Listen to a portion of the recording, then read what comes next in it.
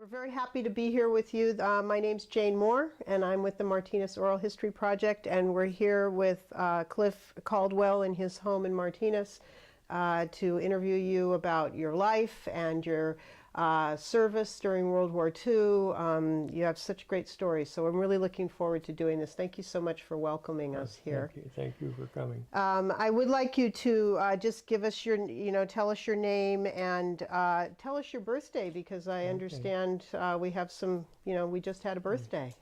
I'm Clifford Caldwell, born April 10th, 1920.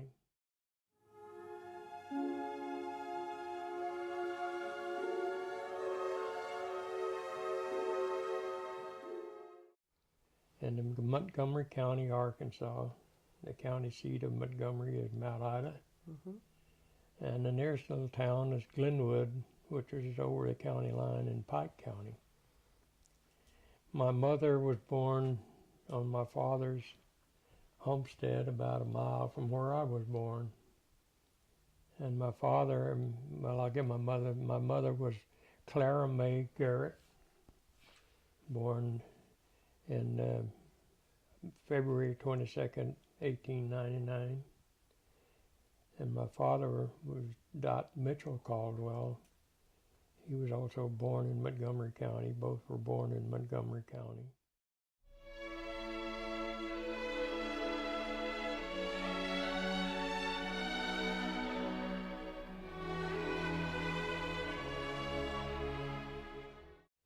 About a couple of miles farther away, on February the 9th, my mother, February 9th, 1891. Your father, 1891. My father was 8 years older than my mother. And they met evidently at church. They were only 3 or 4 miles apart from where they lived. And they were married on September the 9th, 1916. And did I say 19? That was 1891 and 1899. Yeah, you got the dates right. Yes, you did. And married in 1916, right? And they were married in September the 9th, 1916. And your fathers did they live as a couple? Did they move back to the homestead where your father grew up? No. The earliest I remember is where I was born. We were living on a rented place called the McCauley Place. It was about a mile from where my mother was born. And he was renting in that place. Your father rented the acreage and rented the property.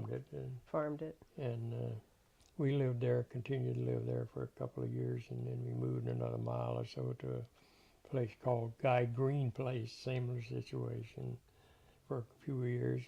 What was the farm? What was the crop? Well, they grew row crops and mostly stuff to eat: corn, beans, potatoes. We call them Irish potatoes, and sweet potatoes. And in the sweet potatoes, they had red and white. Here they call the red ones yams, but we call them sweet potatoes. I've always heard there was a different. It's the same thing. The same thing, called different things. It's called a different name. And they put Irish potatoes we grew were the red ones. I never saw a russet potato when I was a kid. It was all red potatoes. And we grew beans, the string beans, and all kinds of butter beans. And they would preserve these. In the green beans, they would can them green so you have something green to eat in the wintertime. But most of the other beans, they were dry, and they'd have big bags of dried beans and peas. And then how did they sell them to a local? Yeah, mostly enough to get you through the winter. So you were growing food to survive on. Yeah. And your father grew up on the same similar kind of a situation. And his father was a immigrant. He had he homesteaded 80 acres, and it's about 3 miles from where my mother's father's, and it's homesteaded 80 acres also. Did they ever get the deeds to those properties? Oh yeah, my grandfather's lived there until he died. And my grandfather Garrett lived on his until he died. And then my aunt took over for several years. And it's still in operation. The person's still living there. Is it from your grandmother? And my grandfather Caldwell, when all their kids, I guess, he was a preacher. And they moved around. They started moving around after the kids were pretty grown up, I guess.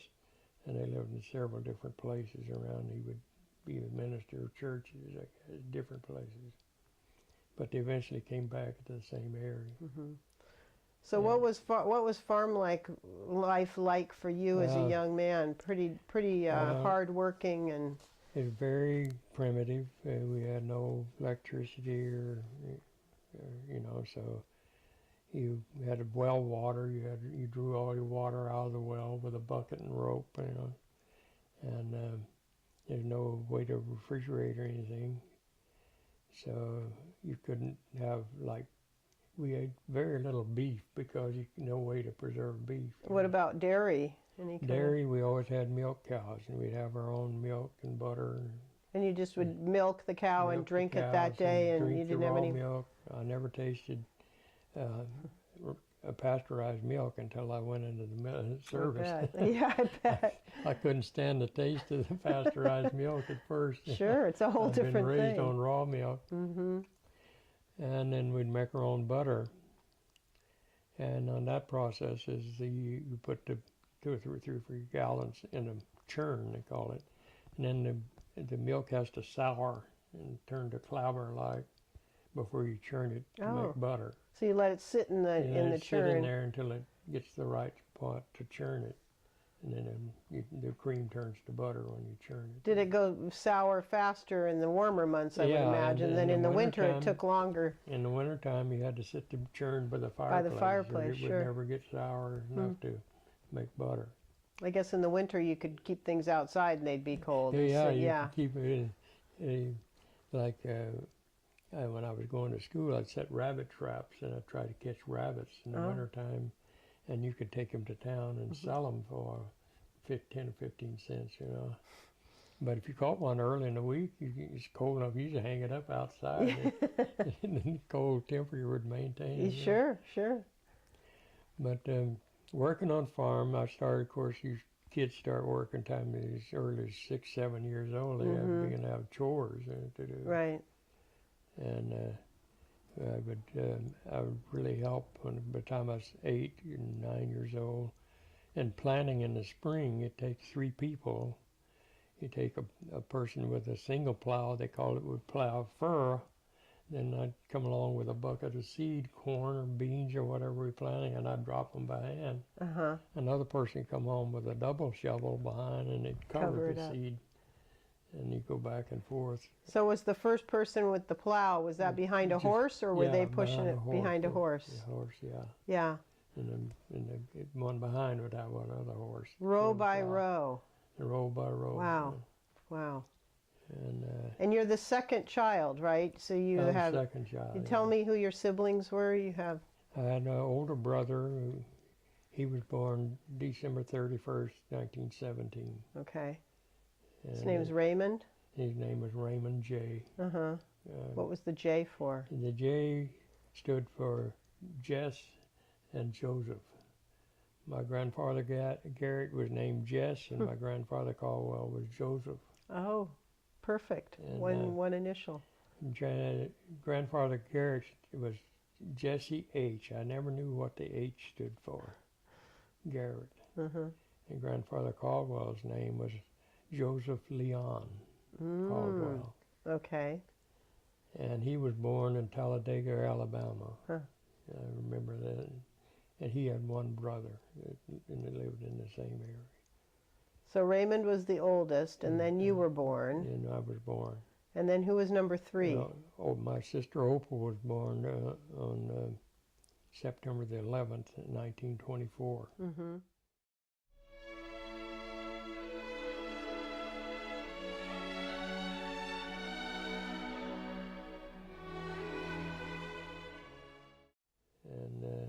She was Opal Ione. Opal Ione? Caldwell. And she was born when we lived at the Guy Green place. The second one? Yes, the second place. She's 4 years behind me. And I remember that because my older brother and I went to stay with my grandfather Garrett for a night or two. And I remember my dad came and picked us up on the mare as we left there and going home. He told us we had a new sister. Oh. And I always remembered that. He came and picked you up on the mare, on the Yeah. horse, and took you back home. Were you excited to meet her, or? Yes, I was 4 years old, Sure, so I don't sure. remember too much. Yeah. I just happened to remember that, How he him told telling you me that you had a new sister. a new sister. Did you realize that your mom was pregnant and that's No. why you were going? It was just go stay at Grandpa's, and when you came home, you had a new sister. Yeah, right. Yeah, kind of how it worked, huh? He didn't. I guess kids weren't too No. observant in those days. Well, it didn't matter. At 4 years old, you Right, know. right. You just thought you gained a little weight, maybe. Yeah, that's right. And then you have the youngest brother was Carlos, Yeah, right? he was born in May the 8th. But he was 8th, and May the 9th in 1933. Mm-hmm. He's 13 years younger than I am. Wow, okay. That's Yeah. quite a span. And he has quite a different, Carlos Leon. I mean, that's interesting. Yeah, well, Leon came from my middle name of my grandfather. Okay, that's right. But Carlos was, we had a neighbor with a boy named Carlos.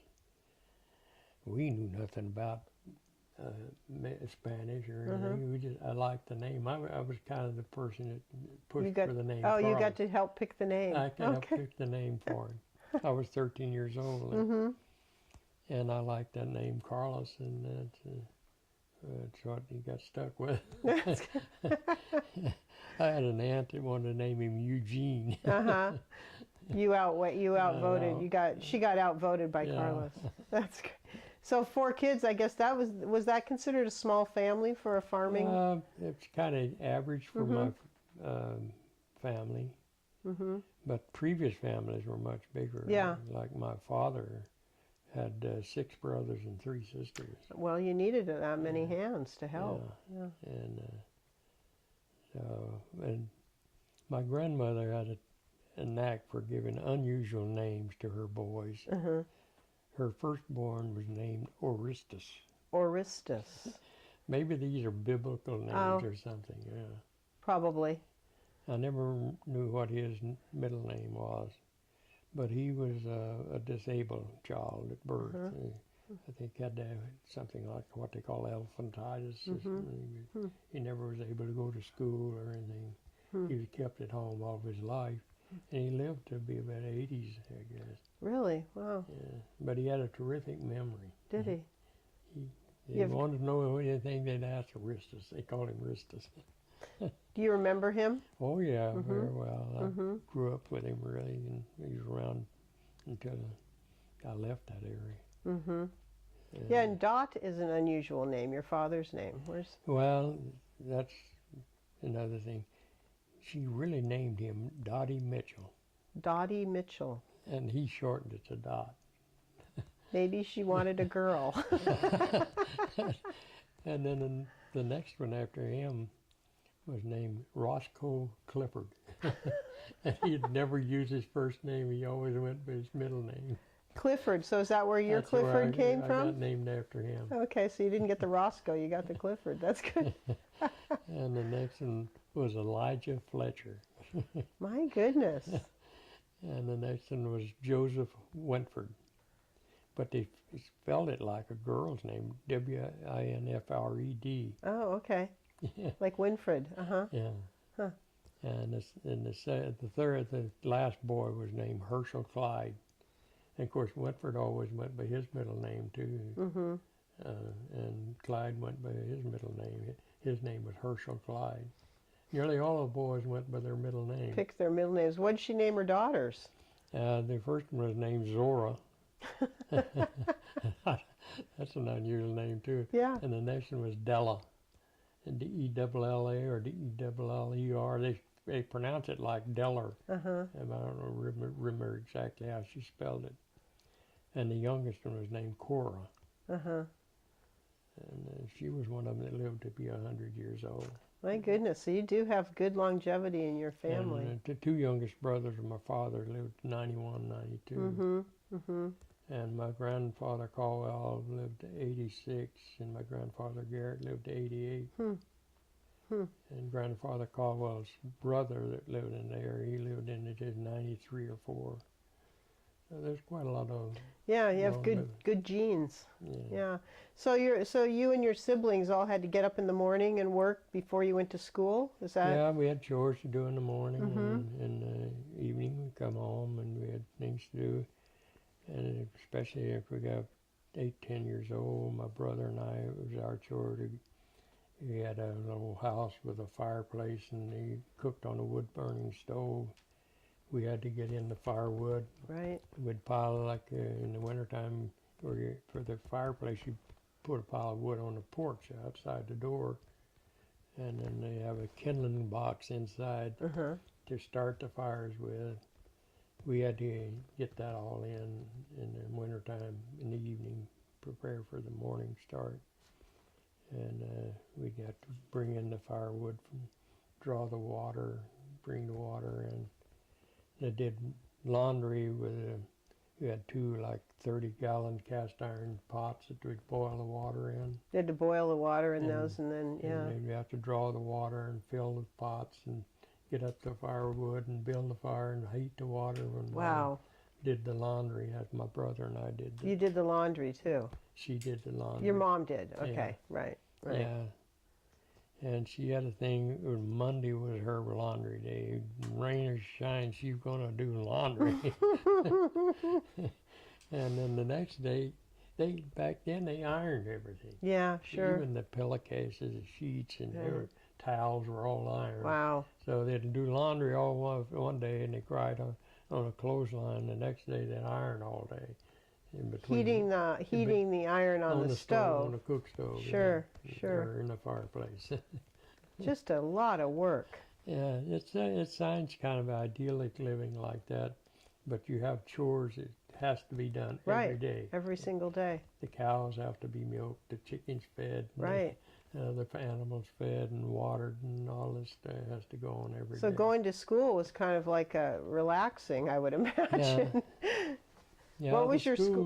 was about a little over a mile and a half from where I lived. Mm-hmm.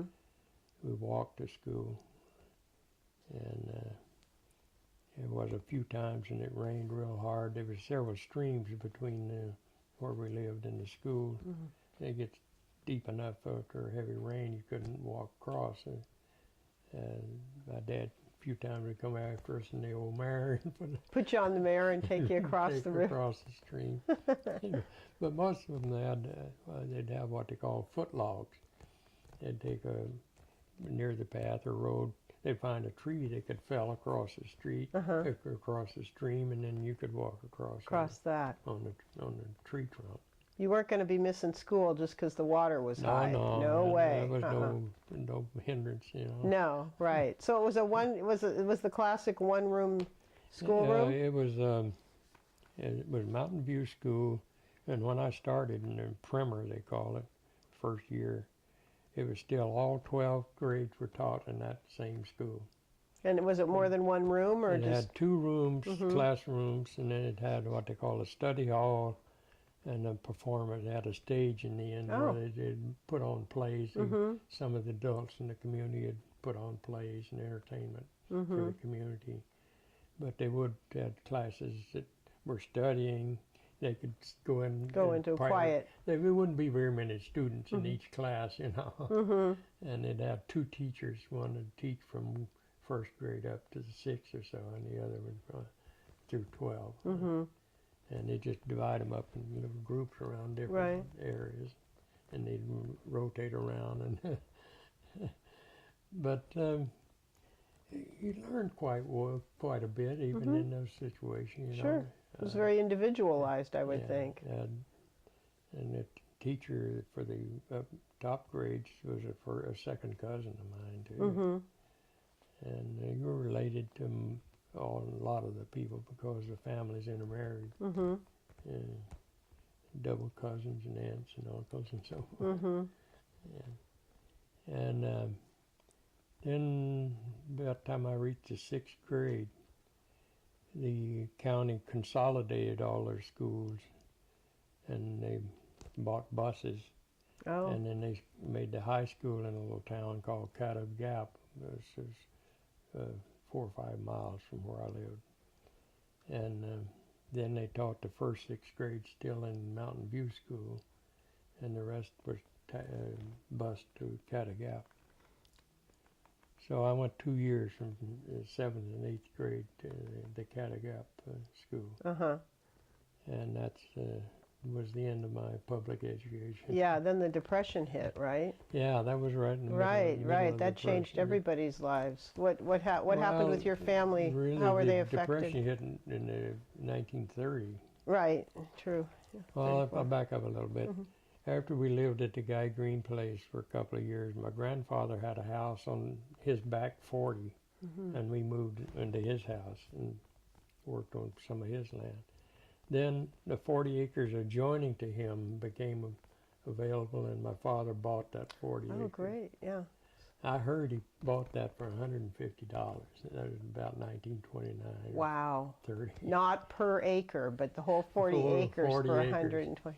And it Wow. had that typical house for that area. It's Sure.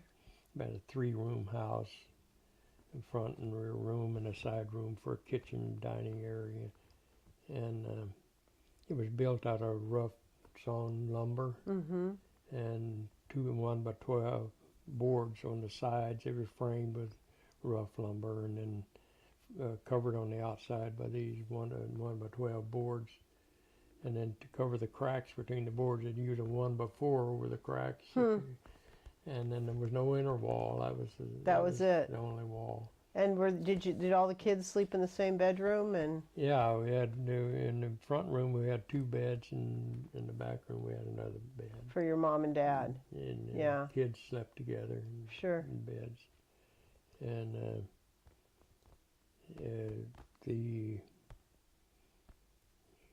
my dad was good to my brother and I. He never forced us to get up and build fires. He always did it. So you brought the wood. You got the wood there, but I got the wood in and the he built the kindling fire and in that the morning. already. But he never required. Most families, when the boys got up pretty good age, the guy would say, "You go get up and build the fires. You know, Right. I'm going to stay in bed." Yeah, but he didn't make you But do he that. never did that. He always got up and built the fire. And even in the summer, you got to get up and get the fire going in the cook stove. Sure, because you got to make food. make breakfast. Uh-huh. And she always made biscuits from scratch Oh, every yeah. morning for breakfast. And I can just see the way she did it today. She had a big pan of flour, Uh-huh. and you put in so much milk, shortening, and soda, and baking powders, and then she mix it all Mix it into with a her ball hands. of dough Uh-huh. and squeeze them off one at a time, put them in a pan. Baked them in the oven. Melt some lard and put a little melted lard on the top of each one of them, put them in the bake, and they come out beautiful. Were they on top of the stove or No. inside? You baked them in In the oven. and she put them in this pan. I bet they tasted so Yeah, they good. were great biscuits. Yeah. And then for dinner we always had we had three meals. Was breakfast, dinner, and supper. Okay, so We dinner never- was we never 3 heard of o'clock. lunch, you know. Right. So dinner was like 3 o'clock about, or 12 o'clock. Okay, and it was was it the biggest meal? No, it was a big meal, Mm-hmm. but you work 5 or 6 hours all morning. You go to work 7, 8 o'clock, and you plow fields until noon. You're ready for a big You are meal. ready for a big meal, yeah. And she'd bake cornbread and whatever for dinner meal, and then again, you work another 5 or 6 hours in the afternoon, hard labor, and you're ready for a big meal at night. Mm-hmm. So we'd have cornbread for dinner and supper, biscuits for breakfast. And what else did you have? Did you have your chickens or? That's how mostly meat was chickens and rabbits. Rabbit. And so forth, or squirrels that you could catch and so forth, and fish maybe. Oh, did you do a lot of fishing? Quite a little bit. My grandfather, Garrett, he only lived like a quarter of a mile. Had a little over a quarter of a mile from us, and he'd get a rain. He couldn't work in the field. He'd holler, "Well, come over, kids," and we'd go fishing. Where'd you go fishing? And there's a creek nearby called 5 Mile Creek. You could catch little perch and fish out of that, but you wanted to really fish, you went down to the Caddo River, which was about a mile and a half or 2 miles away. You go down there and fish. So he loved us kids, and we spent a lot of time with him. Wow. So I had a close relation with the grandfather Garrett. Grandfather Caldwell was more distant. I never really had that closer relationship with him. But and about the time we bought that, Dad bought that 40 acres. They bought 80 acres. My uncle Clifford, he was in World War II, and so he was able to get a World War I? job. I mean World War One, and he, I guess because of veteran, he was able to get a job with the U.S. Post Office. Oh. So he was employed during the Depression. Oh my gosh. He could buy a new car every year. Wow. And, Wow. and so he arranged to get a 80-acre for my grandfather and grandmother, about a mile and a half from where we lived. And my dad's two youngest brothers, one bought 40 acres just across the road from it, and the other one a little farther away. And then, but they farmed the 80 acres my grandfather had. And they were always there, and the two youngest brothers, always owned a car together. Very few people had cars in those days. Oh, yeah. But they owned a car together up until World War II. Really? They shared a car. And if we needed to, and of course Dad worked for them, shot, and Dad was all around practically everything. He could do. He was a good carpenter, a blacksmith, and music teacher. Really? And they interchanged work, exchanged work. Helped each other, and if we needed to go anywhere, they'd take him in their car.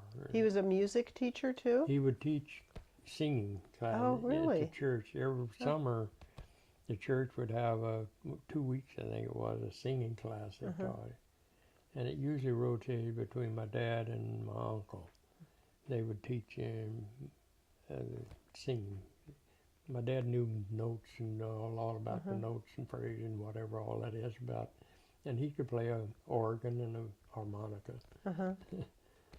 And so the two youngest brothers, one of the youngest was only 11 years older than I was, so they were really like big brothers to me.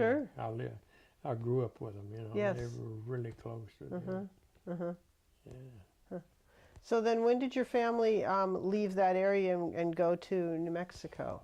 Well, that in 1934, I wasn't privy to the arrangements or anything, but it was decided we would move to New Mexico, where my dad's Aunt Della lived in New Mexico. They moved there in 24. They'd been there 10 years. And evidently they thought I had a job for my dad. So he built a four-wheel trailer out of an old Model T frame, auto frame, loaded all of our stuff on it. And there was my dad and our family, and 6 of us. And then there was his two younger brothers, the very youngest brother and his wife and a baby, and another younger brother and his wife and about a 10-year-old. My goodness.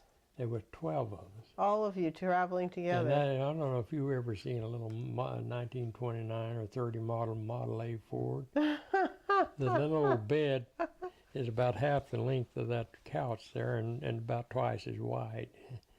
And Dad built a little cover over it with curtains on the side. And all of them rode in that pickup except my brother and they made a place for he and I to ride on the trailer. So the truck with 10 people pulling the trailer with you and your brother and everybody's stuff. And we headed out to New Mexico. Wow. How long did that take? It took, I think it was 4 days. Uh-huh.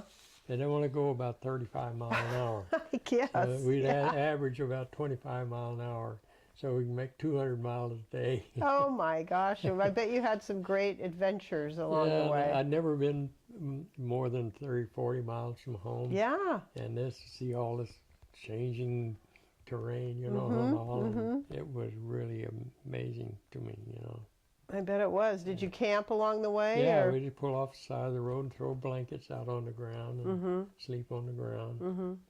And we wanted to eat, and along the way they'd stop at a grocery store and buy some bread and bologna and maybe peanut butter and stuff like this, how we ate. Which you weren't used to those foods, because because you were pretty much eating everything that you grew yourself. Yeah, so that was a whole nother. It was. I don't remember having any problems, but no, but just a whole nother part of the adventure, the food and everything. The whole thing, the different adventure. No homemade biscuits for breakfast. So what was it like when you got to New Mexico? Well, of course, right away we went at time in September to pick cotton. Oh. Right away we picked cotton, and you know, of course, we were only the ones going to stay. The other two brothers and their wives were coming, had planned to come back all the time. Oh, I see. They're just going to stay there long enough to a couple of months to pick cotton and get a little money for picking cotton. But at the end of it, I don't know what happened, but we loaded up and all of us came back. Turned around and everybody came back. Towed the old trailer back to Arkansas, and we moved back in our old house. And then we stayed there another 2 years. But the next fall, I went with my father and his younger brother and son-in-law, and we went back to New Mexico for a couple of months to pick cotton. And then the following year, in 36, it was set up to we move again. So my Aunt Della sent one of her sons with a new Ford passenger car to tow us. No. Still had the old trailer. So he towed the old trailer in his new truck. This time in the new car, new V8 Ford. Wow, that must have made it quite a speedy journey compared to the previous one. Model A. So they set up then that we got a job working on a farm for a farmer back there, and he provided us a house to live in. And I quit school and went to work on the farm. My brother and I and my dad. And we got working for 10 hours a day, 6 days a week, for $9 each. A day? $9? $9 a week. A week. Each. Wow. So we had a family income of $27 a week, and we bought a car. It was the first time we'd ever owned a car. Wow. And so we stayed there under that condition for 2 years, and I decided I saw ads in a magazine about auto mechanics. I've been working in the garage in the shade in town, making $1 an hour, and I was working out in this hot sun and hard labor for 15 cents an hour. And I'd already loved mechanical things. You already found that out about I yourself. loved mechanical things, and I said, I'm going to be an auto mechanic. I'm going to be a mechanic. And even the guy we worked for, he had a new farm-all tractor for cultivating and so forth, and he had a team of horses.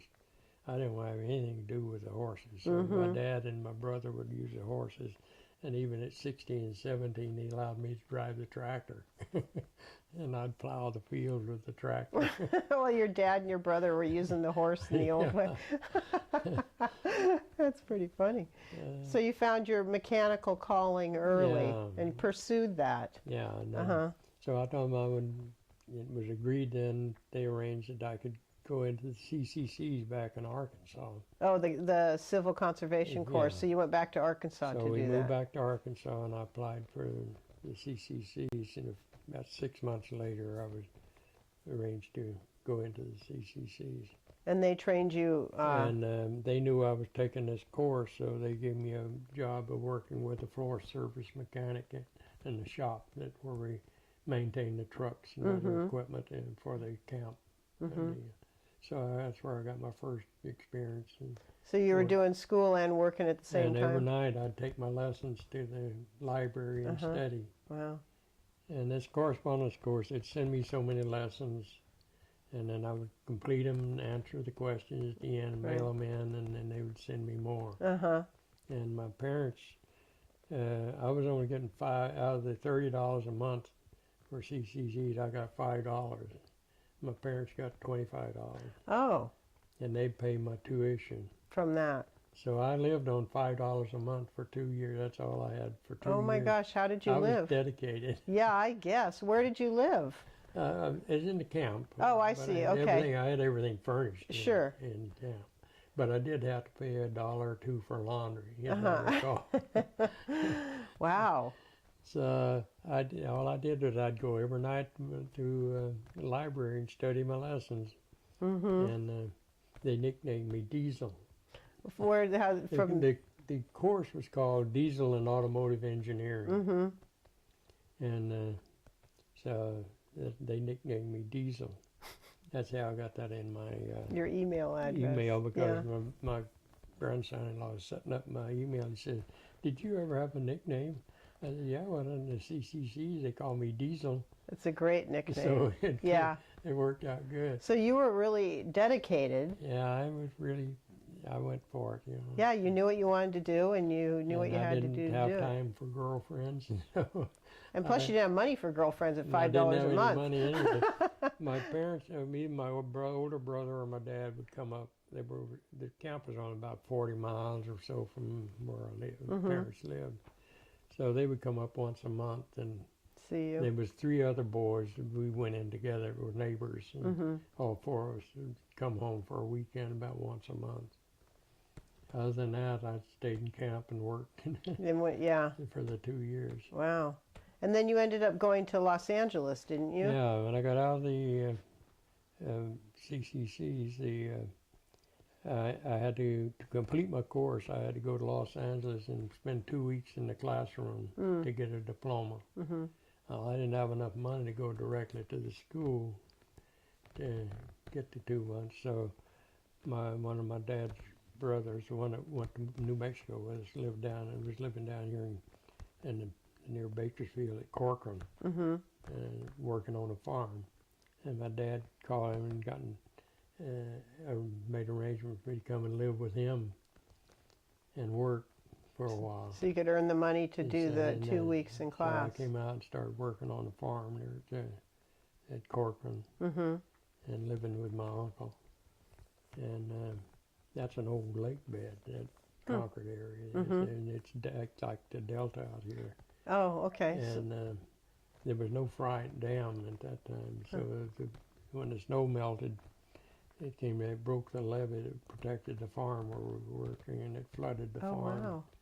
So then we moved up to San Jose and picked apricots, and then I got a job working in a cannery. They had 2 or 3 canneries in San Jose at that time. San Jose was a pretty small town. Santa Clara, Los Gatos, Campbell was all separate little towns. Right. So that was in July probably, and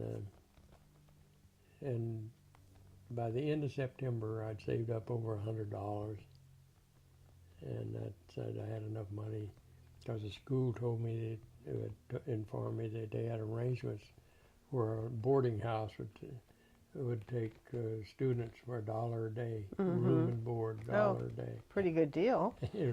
Really, I don't know how they did it. Yeah. Even in those days. Yeah, I don't no know how kidding. they did it, but Seems they pretty gave us slim. breakfast, lunch, and dinner. Really, for $1 a day. And a bed and room and dinner and laundry, all for $1 a day. Yeah. Wow. Wow. So that was a good deal. You jumped on that one. Yeah, they got that. It was only in the same block as the school. Sure. And so I attended school every day then, and through the 60 days or so it was. And again, I had no money, so once in a while I could spend 25 cents to go to a movie. And I roomed with a guy named Jimmy Fiddler. There was 5 of us living in that house. That were going to the 5 school. students in that house, and 2 old ladies around it. And I roomed with a guy named Jimmy Fiddler. I think he was just financially bad as off as I was. So we'd walk around the neighborhood, and it was only a few blocks from the Coliseum. And we'd walk over through the Coliseum when they weren't, when they weren't playing football, things like that. But what year was this? This is in 1942, Okay. 1941. And I always remember that they had football games quite often. And I remember they'd tow banners, or the planes towing or banners over the stadium and all. I always remember one of them was, it says, Earl Carroll's beauties do not penalize for holding. Was this professional football or college? Yeah, the college football. College football. It's yeah. a coliseum that's still used today. Right, because professional hadn't started yet, right? When did professional? Oh yeah, was it? Well, they're not professional. No, it's college football. Right, right. College football. Right. Yeah. Oh, that's. Yeah, it's college football. Yeah. And that school taught other things besides mechanics. They also taught electronics and sheet metal. A couple of guys that were in the same rooming house I was were taking sheet metal, and they were going to get jobs with the aircraft factory.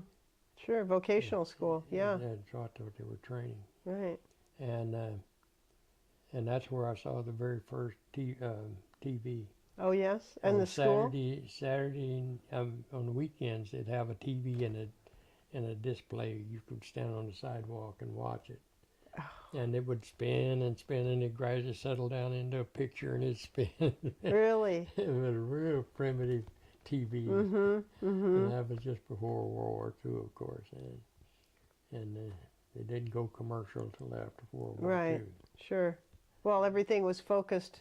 Then the war breaks out, and everything's focused into serving the war effort and everything. So then, did you join the military after that? Yeah. The draft was starting. When I was down at Corcoran, it was July 1st came up, and everybody had turned 21 between January and July was required to register for the draft. And that time they drafted you on for a year, and then you were in the reserve. And so I registered for the draft down at Hanford in King County. And then when I moved to Los Angeles to go to school, I wrote the draft board and told them where I was and the address. And I told them I want to transfer because I'm going to stay in Los Angeles area. When I get out of school, I plan on getting a job there. They just sent me a notice to go have my physical. They didn't care. Well, the draft boards then, they had a quota there. They had to supply so many recruits every month. Right. And they kind of protect their own boys, you know. Sure. They had this guy running around. Wants to stay in Los Angeles. Meet my quota, you know. Get on the bus and get to your physical. And so I found that out. I went down to the recruiting office and told them I found out that the Air Force wouldn't accept draftees because it said a year wasn't long enough to train anybody for the aircraft business. And I'd wanted to enlist, and they said, "Oh no, you got your notice now. There's nothing we can do for you." I said, "Okay." So a few weeks later, I got my notice to report for induction on, I think it was December 3rd. And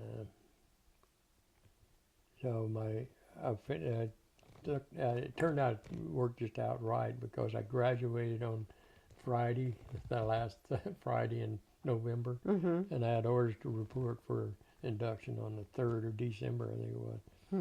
And so I was broke and all. I went down and I said, "Oh, if it's already you, I'll just come in Monday." The 3rd was on a Wednesday. Right, I can't wait that long. I haven't got any money anyway. I got nothing to do. I'll just come down Monday. He said, "Oh yeah, come on down Monday. It'll be fine." So I went down to be drafted on Monday and arranged to have my things shipped back home. And so they swore us in downtown Los Angeles. And then we put it on a bus to take us down to San Pedro at the military base. And on the way on the bus down to San Pedro, a recruiting officer got up and made a little spiel. Said, "Anybody want to join the Air Force?" To hold up their hand. So I held up my hand. There you were, right there on the bus. They couldn't get rid of you. Yeah. So, and there's several of us held up our hand. Uh-huh. And when we got down there, they separated us out from the rest and put us in a different barracks. And the next day, they gave us an IQ test. And I guess I passed the IQ test. And on the third, I was discharged from the draft and got a nice honorable discharge from the draft. Huh. Enlisted in the Air Force for 3 years. Oh, okay. So that worked out very Yeah, smoothly. so it worked out, and I told them I wanted to be an aircraft mechanic. Uh-huh. And they said, okay, you have two choices. You go to Jefferson, not Jefferson Barracks, but you go to Texas or Biloxi, Mississippi. There's two different schools. So being December, I thought Biloxi would be warmer down there. So I chose Biloxi. So that's where I went for For your my training. aircraft mechanics training. Mm-hmm. Mm-hmm. And so that took there. Of course, you had to do your basic training in addition to getting into classes for mechanics. Mm-hmm. But one little funny thing about it is I was with most of the guys that enlisted straight out, and you only got $21 a month when you enlisted. But if you had previous service, you got $30 a Oh, month my. right off. Yeah. So I had 2 days previous service. Oh. I got $30 a month right off. When you got drafted, that was your 2 days of being Yeah, 2 drafted, days bumped you up to a higher pay rate. So I guess they didn't define how much previous service you had to have. No, and you It didn't just bother said defining if you had it. previous service, you got $30 right off. So Wow. most of the guys was getting $21 a month, and I was getting $30 a month. Pure profit for 2 days of being drafted. Yeah. So then you were trained, you got trained to work on the B-26? Yeah, then we went through the aircraft, they call it aircraft and engine training classes, and we graduated from that. And then they sent us to Baltimore, Maryland, to the B-26 factory to kind of specialize in B-26s.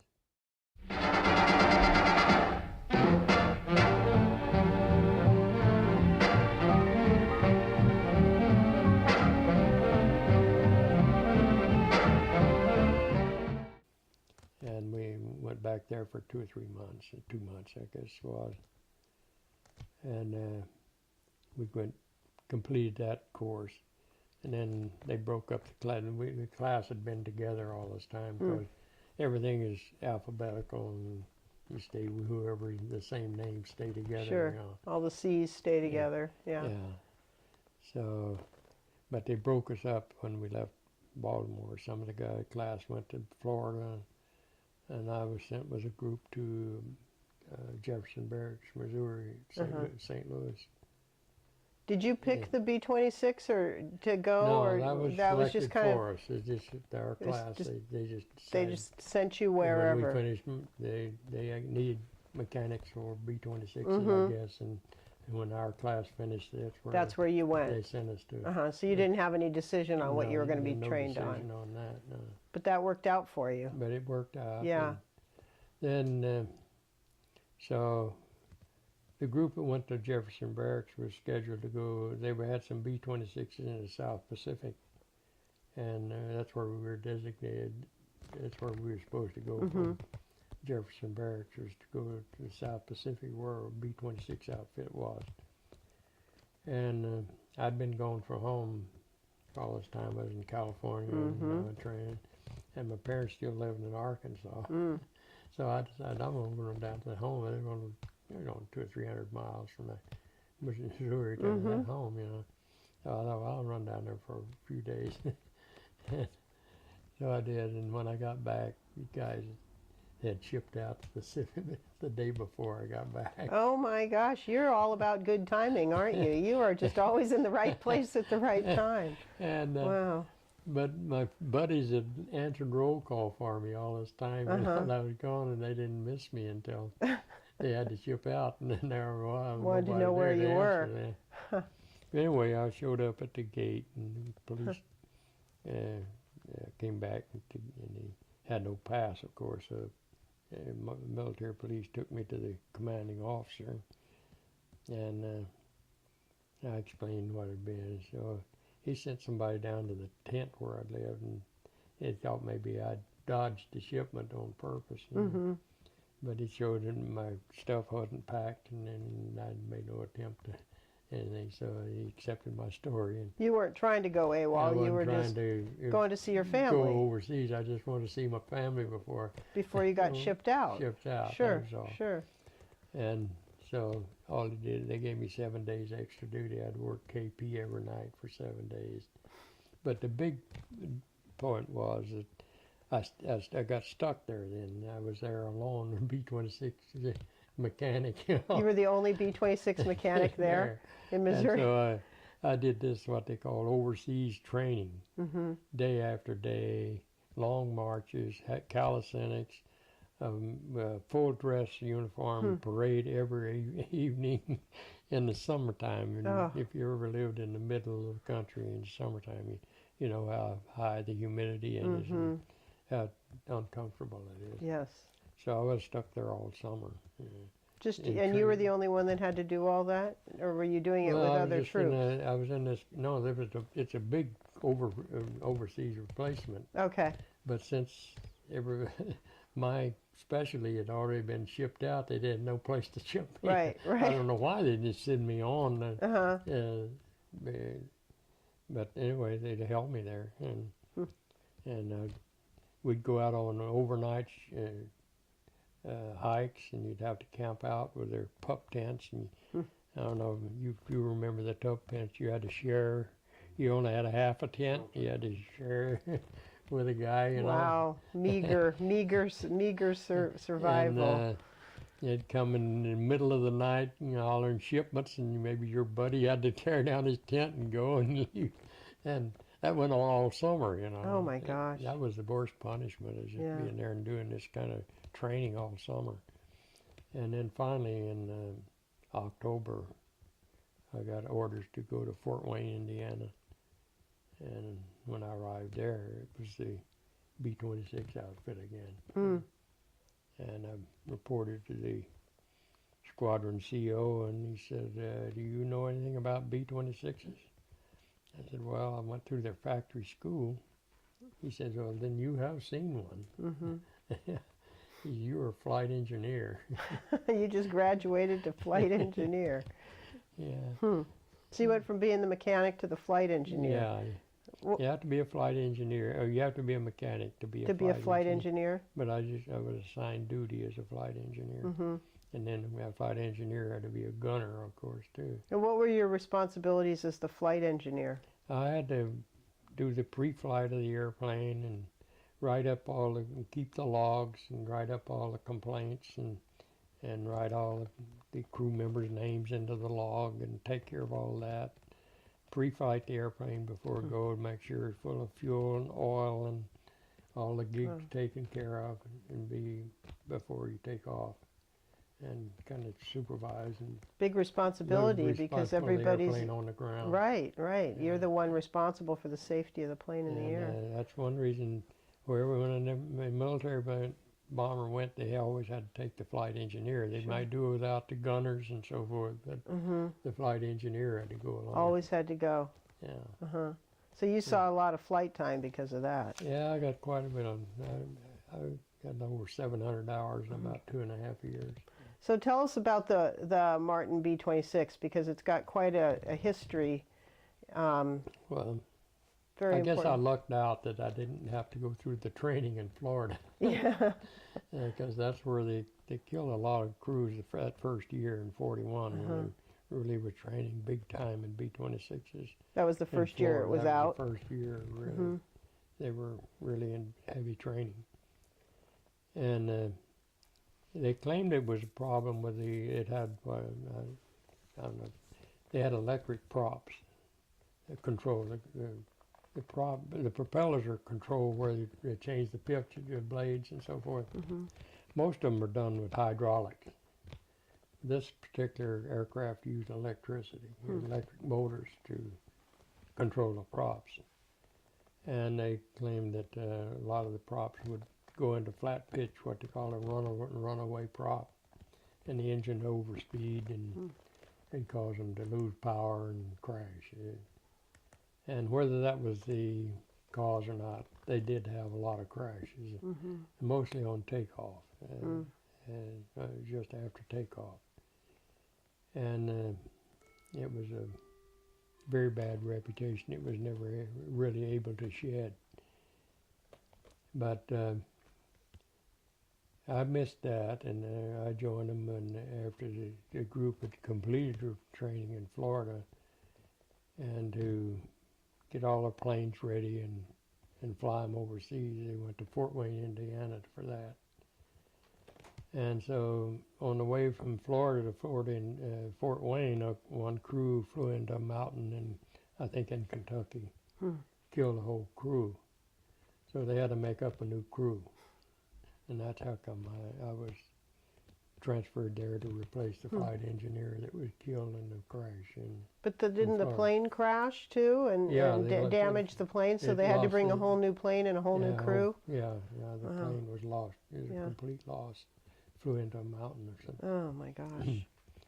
But it turned out that the ground maintenance crew chief didn't go with the airplane, and he survived, of course, and he and I had been classmates all the way through, and we cut back together because we'd been classmates. His name was Boatler, right close in the alphabet. B and the C. So we'd been through mechanic class in Mount Baltimore and all together.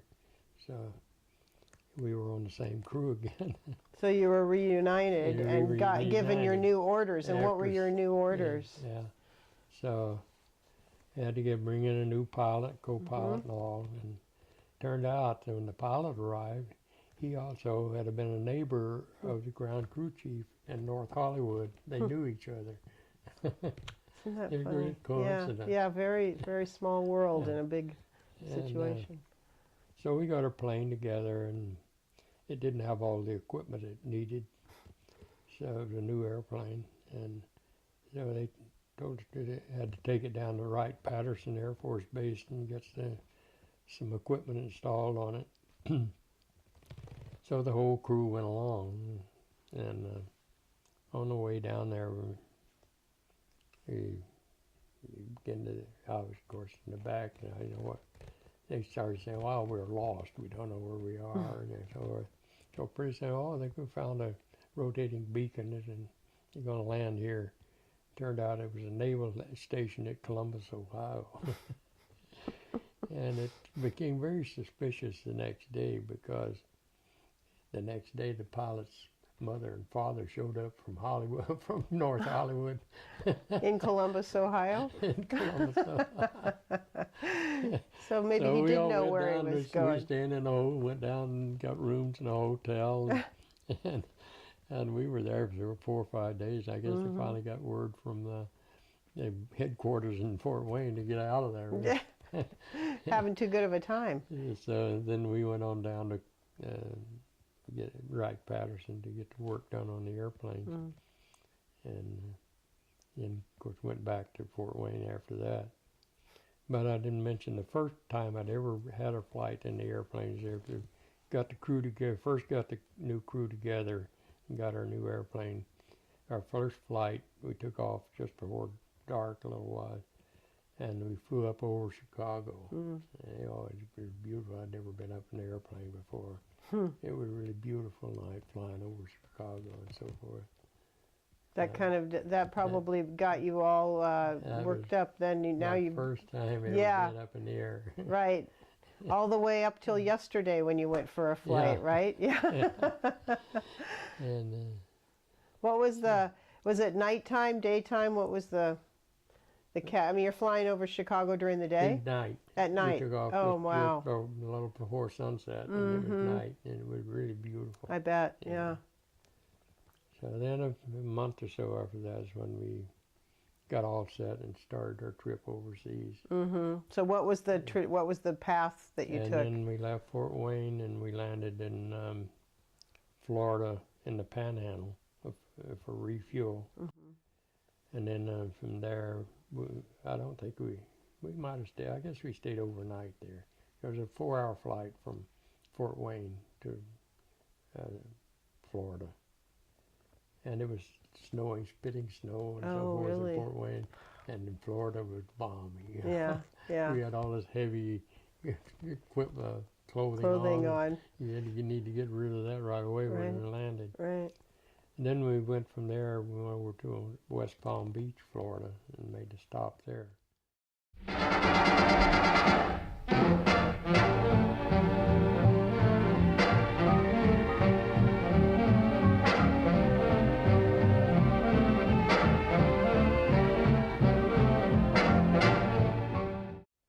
And we were there several days. I don't remember how many days, but it was probably a week or two before we made our first hop.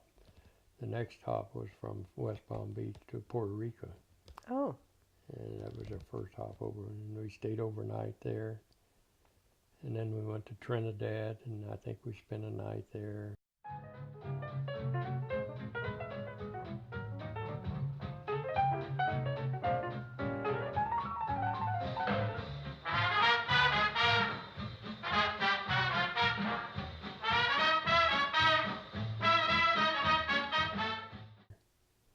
And then we went to Georgetown, British Guiana at that time. And from there we went to Belém, Brazil. So why did you do the little short hops? Was it just... Well, they would only fly one hop a day, and they usually try to do them in the morning. Even in the wintertime, there'd be rain showers everywhere Sure. in the afternoons. And then were you going there for a specific reason, or was it just to... You had to refuel. I see, okay. It's about the distance you could fly. But then you could fly from there to Canada? Did you say you flew from Puerto Rico to Canada? To North Africa. North Africa, okay. When we got out the jump off place from South America, they had to put extra fuel. They had fuel in the Bombay. They had fuel tanks in the Bombays. So there they dropped off. The ground crew chief was with us too, so they didn't do. He could do flight engineer. So they dropped me and the gunner off, and we flew a transport across the Atlantic. Sure, that'd take fewer people because that'd take more fuel. And they had to add a lot of fuel to make the hop. Right, to get 1,500-mile hop to Ascension, and another 1,500-mile to Africa. And Ascension, and we went by transport to Ascension and on to Africa then. And then met up with them over there. And I finally met up with them in Oran, North Africa, is where we all the ground personnel, the people that maintained the refueling and all the ground equipment and so forth, had gone to England in the summer of '41. And they were waiting in England until the invasion in Africa, and then they moved down to Africa, and that's where we all got back together. Is at Oran or Algeria. And that's where you were stationed? And that's where we were based for 3 months training. Then after we got there. Oh, okay. At Oran and Algeria.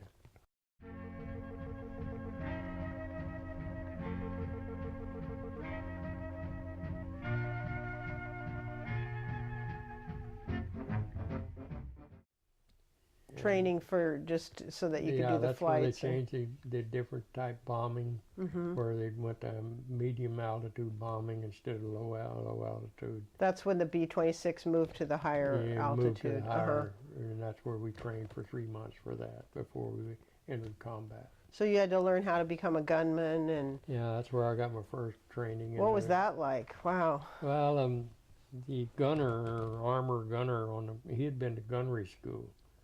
So he taught me how to take care of the disassemble and clean and take care of the 50 caliber machine guns. And we'd just go out, and mostly we had no tow targets, so the only gunnery you did was had old crashed airplanes on the ground. We'd fly over and shoot at them from the air to the ground. Try to practice gunnery in that respect. How'd you do with that? I don't recall them even registering how well we did. Yeah. I just know we burned up a lot of ammunition. So everybody in the how many crewmen in the B-26? 6 men. 6 men.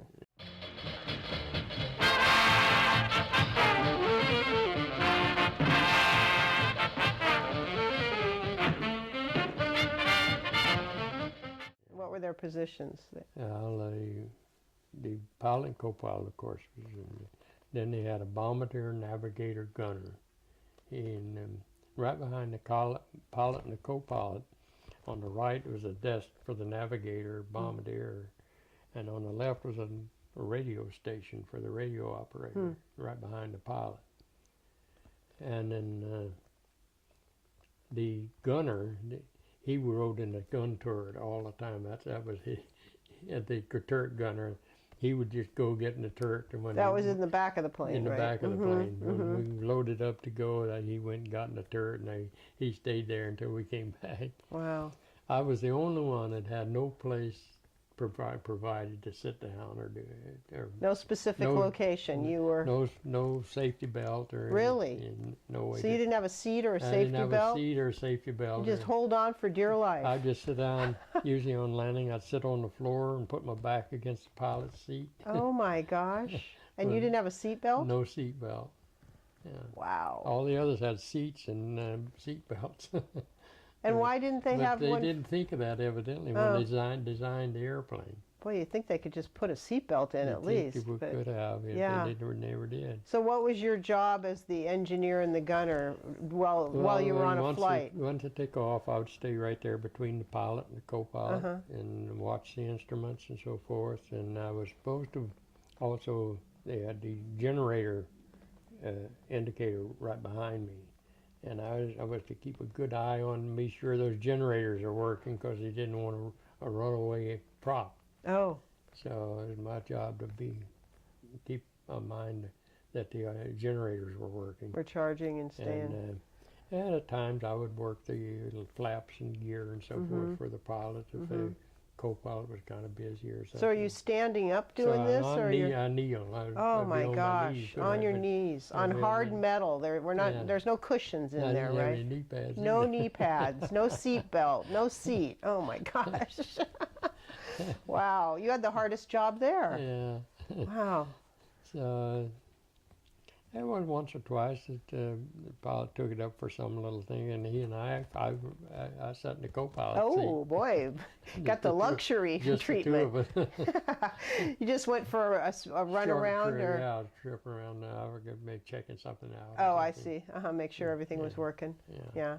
And I hear you had some interesting flights. Didn't you go to Cairo and?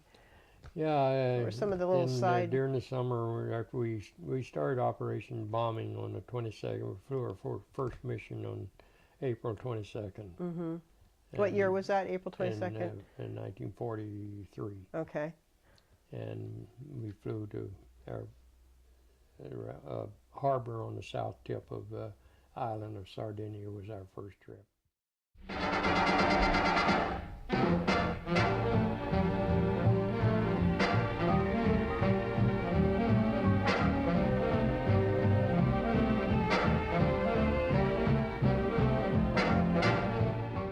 After we'd been in operation several months, the pilot I flew with, evidently, he was able to finagle going to Cairo.